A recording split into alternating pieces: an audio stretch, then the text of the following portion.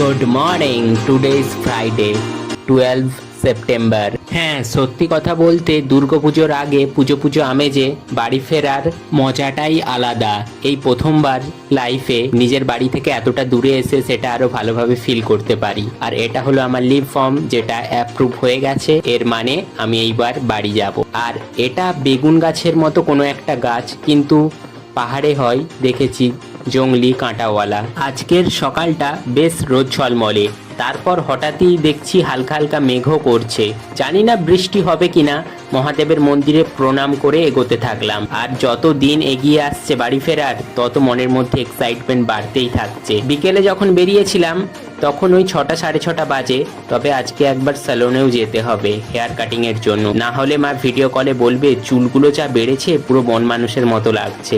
তারপর যখন আবার মা শোনে যে কোনোদিন রাত্রিবেলা আমার রুমের সামনে উট, কোনোদিন হাতি, কোনোদিন জংলি, ষাঁড় সবকিছুই চলে আসে, সেগুলো শোনার পর মা বলে জঙ্গলের পাশে থাকতে থাকতে তুইও জঙ্গলের প্রাণীর মতো লম্বা লম্বা চুল রাখতে শুরু করে দে।